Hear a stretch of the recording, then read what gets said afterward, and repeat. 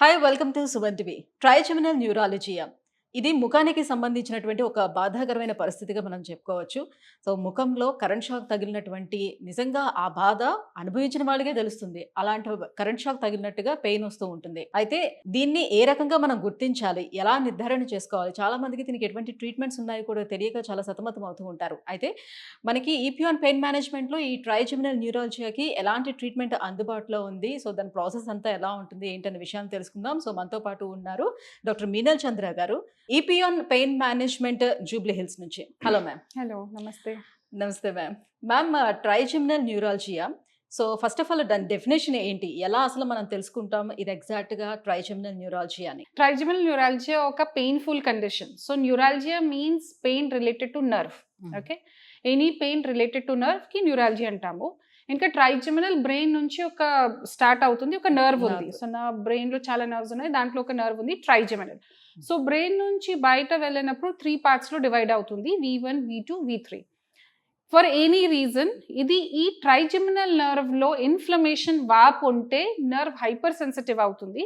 దానివల్ల excessive brain లో నొప్పి సిగ్నల్స్ ఎక్కువ అవుతుంది. దానివల్ల electric shock like pain start అవుతుంది. దానికి ట్రైజెమినల్ న్యూరాలజియా అంటాము. ఇది చాలా పెయిన్ఫుల్ కండిషన్. దానికి సూసైడల్ డిజీజ్ కూడా అంటాము. బికాస్ నొప్పి ఎంత సివియర్, ఎంత విపరీతంగా ఉంది that patient wants to do suicide. Okay, so general గా ఒక ఫేస్ లోనే స్టార్ట్ అవుతుంది, one side of the face. Both side of the face లో చాలా రేర్ గా ఉంది. ఓకే, పేషెంట్ ఇప్పుడు సైనస్ పెయిన్ ఒక రకంగా ఉంటుంది అండ్ డెంటల్ పెయిన్ కూడా ఒక రకంగా ఉంటుంది. అది కూడా ఏదో వన్ సైడ్ మాత్రం వస్తూ ఉంటుంది చాలా మందికి సైనస్ పెయిన్ వచ్చేటప్పుడు కూడా. సో దానికి దీనికి డిఫరెన్స్ ఎలా తెలుసుకుంటాం? ట్రైజెమినల్ నొప్పి సివియర్ పెయిన్, డెంటల్ నొప్పి or sinus pain or bearable. Okay, patients ఓర్చుకుంటున్నారు. కానీ ఇది ట్రైజెమినల్ నొప్పి చాలా కష్టం. సిమ్టమ్స్ ఏంటి? Electric shock like. ఇది మీకు ఎలక్ట్రిక్ షాక్ ఉంది కదా, సూది సూది తెలుస్తుంది, మంట, తిమ్మిరి, సూది, దాని ప్రకారం తెలుస్తుంది. కొన్ని 2-3 మినిట్స్కి వస్తుంది, మళ్ళీ స్టాప్ అవుతుంది, మళ్ళీ వస్తుంది. సో దాని ప్రకారం ప్రతిరోజు పెరుగుతుంది. ఓకే, అండ్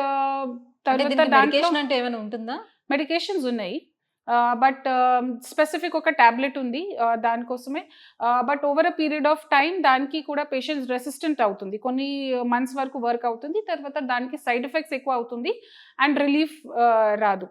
ఓకే, అండ్ జనరల్గా మీకు బ్రష్ చేసినప్పుడు, ఫేస్ వాష్ చేసినప్పుడు, బయటకి వెళ్ళినప్పుడు, ఇది ఫ్యాన్లో ఏసీ కిందికి కూర్చున్నప్పుడు చాలా ఉండే గాలి ఎక్కువ నొప్పి అవుతుంది.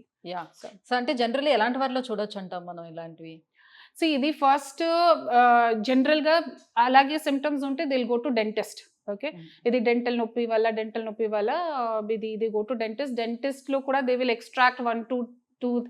తర్వాత కూడా నొప్పి తగ్గకపోతే then they will evaluate further and ఇది రెఫర్ చేస్తారు. So first thing is symptoms ప్రకారం ఐడెంటిఫికేషన్ అవుతుంది. దెన్ ఎంఆర్ఐ చేయాలి. సో ఎంఆర్ఐలో వి ఐడెంటిఫై ఇది నర్వ్లో కంప్రెషన్ ఉందా, ఏ ప్లేస్లో కంప్రెషన్ ఉందా, and what are the problem. కొన్నిసార్లు బ్రెయిన్లో ట్యూమర్ ఉంటే ట్రైజెమినల్ నర్వ్ కంప్రెస్ అయితే కూడా సేమ్ సిమ్టమ్ స్టార్ట్ అవుతుంది. సో లోపల క్యాన్సర్ ఉందా లేదా, ఆర్ ఇది జస్ట్ నర్వ్ ప్రాబ్లమే ఉందా, ఇది ఐడెంటిఫికేషన్ చేయాలి. సో చేసిన తర్వాత again treatment will start.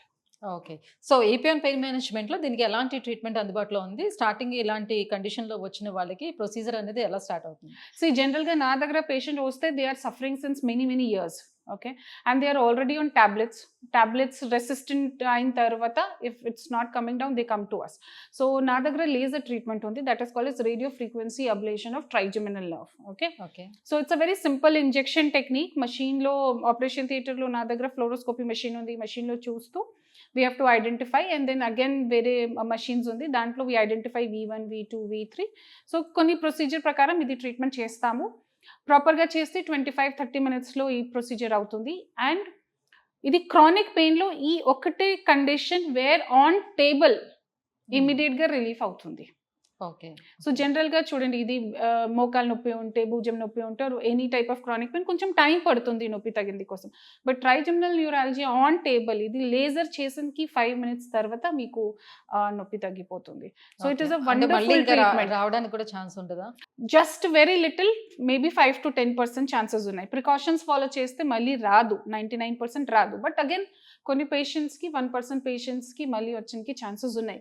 So దానికోసమే కొన్ని ప్రికాషన్స్ ఉన్నాయి, చెప్తాను పేషెంట్కి ఫాలో చేయాలి. సో ఎలాంటి ప్రికాషన్స్ ఉంటాయి మీన్స్ ఇది జనరల్గా ఇది చల్లగా food, direct fridge food, ice cream avoid చేయాలి. తర్వాత ఇది జనరల్గా here curd is very famous కదా, సో ఫ్రిడ్జ్ నుంచి డైరెక్ట్ కర్డ్ యూజ్ చేయకూడదు, అండ్ బయట వెళ్ళినప్పుడు ఫేస్ కవర్ చేయాలి అని చిన్న సో ట్రైజెమినల్ న్యూరాలజీని నెగ్లెక్ట్ చేస్తే ఎలాంటి కాంప్లికేషన్స్ ఉంటాయి? Trigeminal neurology means you cannot neglect only. ఇది నొప్పి ఎంత విపరీతంగా ఉంది తట్టుకునేది కదా, కాదు అసలు. They know Yeah. One can neglect. So it's like I said, it's also called suicidal disease. ఎంత సివియర్ ఉంటే they want to die. It's better to die than, suffering with pain. So that is why తప్పకుండా ఈ laser లోనే, because చెప్పాను కదా, first initial few months వరకు tablets కూడా work అవుతుంది. But after few months side effects ఎక్కువ అవుతుంది and relief will not be there. Then again surgery ఉంది, బట్ సర్జరీ కూడా పెద్ద సర్జరీ కదా, బ్రెయిన్ సర్జరీ. సో కొన్ని పేషెంట్స్కి రిక్వైర్మెంట్ ఉంటే సర్జరీకి వెళ్ళాలి, అదర్వైజ్ సర్జరీ లేకుండా ఈ లేజర్ ట్రీట్మెంట్ మంచిగా ఉంది. సో సర్జరీ చేసుకున్న తర్వాత ఎలాంటి కాంప్లికేషన్స్ ఉండవు అంటారా అందులో? సర్జరీ మీన్స్ బ్రెయిన్ సర్జరీ చేస్తే కాంప్లికేషన్స్ ఉన్నాయి కదా. సో ఇది నా దగ్గర ఇది all those things are not there. ఇప్పుడు machine లో చూస్తూ సూది ద్వారానే చేస్తాము, సో దానికి కాంప్లికేషన్స్ ఏం లేదు కదా. బేసిక్ ఇది రావడానికి మెయిన్ రీజన్స్ ఏముండొచ్చు Reasons అంటే కి clarity- పర్టికులర్ గా ఈ కైండ్ ఆఫ్ పర్సన్స్ లోనే వస్తాయి అని అంటే కాదు, ట్రైజెమినల్ కి స్పెసిఫిక్ రీజన్స్ ఏమీ ఏం లేదు. Any patient is susceptible to trigeminal neurology. Any viral infections అలాంటివి కొన్ని హర్పీస్ ఇన్ఫెక్షన్ ట్రిగ్గర్ పాయింట్స్ ఏముంటాయి జనరల్ గా హర్పీస్ ఇన్ఫెక్షన్ ఉంటే if it is there in the trigeminal nerve chances ఉన్నాయి. But otherwise any one can get trigeminal neurology. Specific ఏ మనుషులు start అవుతుందో దానికి క్లారిటీ లేదు. Thank you ma'am, thank you so much. Trigeminal neurology రావడానికి reasons and ఎలాంటి precautions తీసుకోవాలి, మన దగ్గర ఎటువంటి ట్రీట్మెంట్ అందుబాటులో ఉంది, విషయాలని తెలియజేసినందుకు thank you so much. Thank you.